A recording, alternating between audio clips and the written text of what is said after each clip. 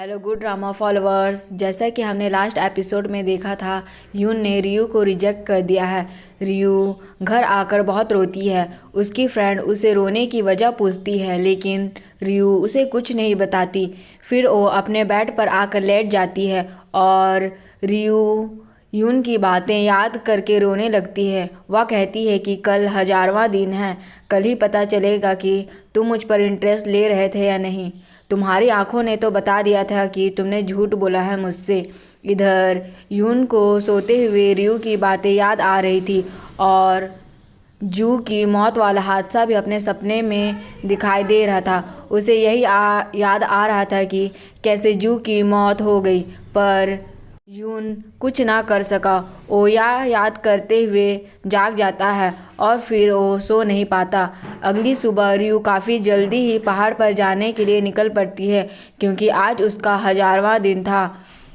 वो कत्ल करने वाला आदमी जो कि काले कपड़े में था, वो उसका पीछा कर रहा था। रियू बस में बैठ जाती है और काले कपड़ों वाला आदमी भी उसी के पीछे वाली सीट पर बैठ जाता है।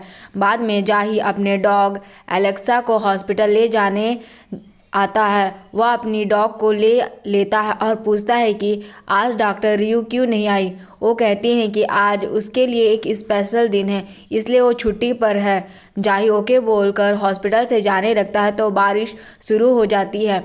बारिश को देखकर वो डॉक्टर अपने स्टाफ से कहती है कि अम्ब्रेला लेकर मिस्टर जाही को उसकी गाड़ी तक छोड़ आओ। वो लड़की अपना अम्ब्रेला निकालती है और जाही उस अम्ब्रेला को देखकर पूछता है कि क्या यह तुम्हारा है? क्या तुमने किसी बर्फीली रात को इसे यूज़ किया था? वो कहती है कि पिछले काफ़ी दिनों से ये अम्ब्रेला डॉक्टर रियू के पास था। यह सुनकर वो हैरान हो जाता है। वो जल्दी से अपनी कार में आकर बैठता है, क्योंकि वह समझ गया था कि रियू खतरे में है। जाही की टीम म्यून की काम वाली बिल्डिंग में जाते हैं तो उन्हें पता चलता है कि आज वह काम पर नहीं आया। वो यह बात जाही को भी बताते हैं। कुछ देर के बाद यून हॉस्पिटल में रियू से मिलने आता है। स्टाफ उसे बताता है कि आज वो छुट्टी पर है। वो पूछकर जाने लगता है। तभी स्टाफ बात करते हैं कि क्या डॉक्टर रियू न्यूज़ में आने वाली केस की गवाह है? इसका मतलब उनकी जान खतरे में होगी। यून ये सुनकर वहाँ वापस आता है और पूछता है कि वो इस टाइम कहाँ है। तो उसे बताते हैं कि वो पहाड़ पर गई है। रियू बारिश में बैठकर आखिरी बार माफ़ी मांग रही थी और विश कर रही थी कि यून उसके पास आ जाए। वो अपना काम करने के बाद इधर उधर देखने लगती है, क्योंकि उसे पीछे से कुछ आवाज़ें आई थी। वो आवाज़ देखकर पूछती है कि वह कौन है। यून भागते हुए उस जगह पर आता है, मगर वहाँ रियू नहीं थी, बल्कि सैमसम खड़ा था। उसे वहाँ देखकर वो हैरान हो जाता है। सैमसम कहता है कि मैंने तुम्हें मना किया था ना कि किसी लड़की से रिश्ता मत जोड़ना, लेकिन तुम फिर से भूल गए। यून ये सुनकर रोने लग जाता है, क्योंकि 500 साल पहले भी इसी तरह कुछ ऐसा हुआ था। सैमसन ने उससे कहा था कि इंसान और फैरी एक नहीं हो सकते। तुम अगर किसी लड़की से रिश्ता जोड़ोगे तो तुम्हारे रिश्ते का कोई भयानक अंजाम होगा। तुम्हारी ज़िंदगी में भी कोई प्यार नहीं होगा और ना ही मैं तुम्हें किसी से मिलने दूंगा। तब यून ने देखा कि सोही की लाश नीचे पड़ी हुई है। वह ये देखकर बहुत ज़्यादा रोता है।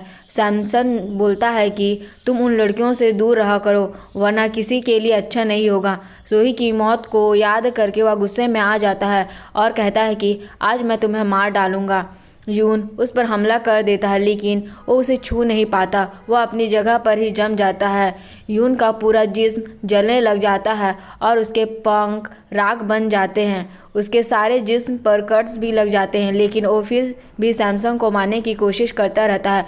सैमसन उसे पहाड़ से नीचे फेंक देता है। इधर रियू जब पहाड़ से लड़खड़ा कर गिरने लगती है तो जाही उसे आकर बचा लेता है। रियू उसे वहां देखकर काफ़ी हैरान होती है और उसे समझ नहीं आ रहा था कि ये यहाँ क्यों आया है।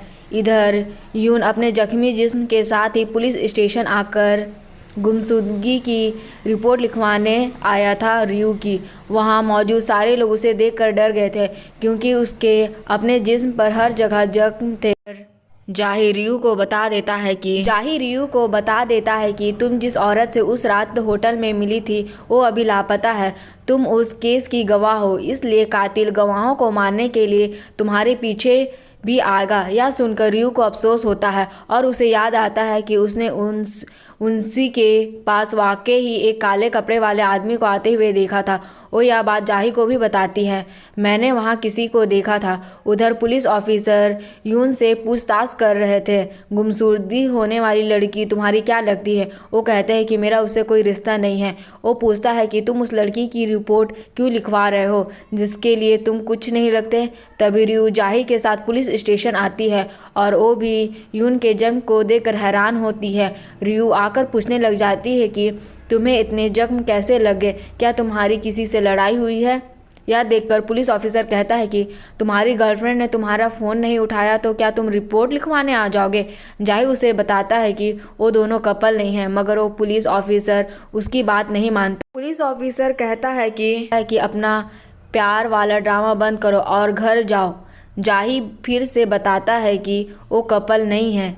रियू यून के जख्म देकर बोलती है कि हमें इन पर कुछ लगाना होगा। वो उसे बिठाकर दवा लगाने लग जाती है। यून उसे बताता है कि अब से तुम्हें मेरे फ़ोन कॉल्स उठाने में देर नहीं करनी है, जल्द से जल्द मेरा फ़ोन उठाना। ये देखकर वो पुलिस ऑफिसर बोलता है कि ये दोनों कपल ही है। जाही दोबारा कहता है कि ऐसा कुछ नहीं है। उन दोनों की बहस शुरू हो जाती है कि ये दोनों कपल है या नहीं।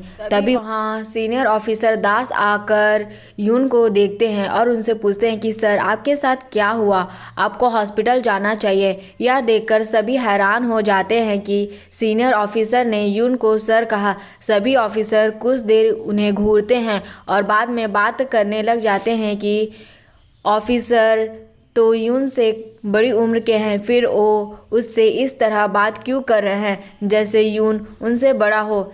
यह सोचकर फैसला करते हैं कि अगर चीफ यून को इज्जत करते हैं तो हमें भी इज्जत करनी चाहिए। वो ये सब सोच लेते हैं। यून चीफ का रिश्तेदार होगा।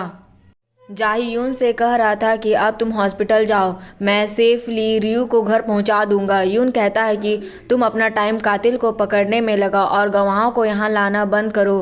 तो जाही कहता है कि फिर रियू से ही पूछ लेते हैं कि वह तुम्हारे साथ घर जाएगी या नहीं। यह सुनकर रियू उन दोनों की तरफ देखने लग जाती है और अपना जवाब देने लगती है। वैसे वो जवाब हमें बताया नहीं गया, वो हमें नेक्स्ट एपिसोड में पता चलेगा। आप लोगों से मैं रिक्वेस्ट करना चाहूँगी कि आप मेरे चैनल को सब्सक्राइब करें, क्योंकि मुझे अभी आपके सपोर्ट की बहुत ही ज़्यादा ज़रूरत है।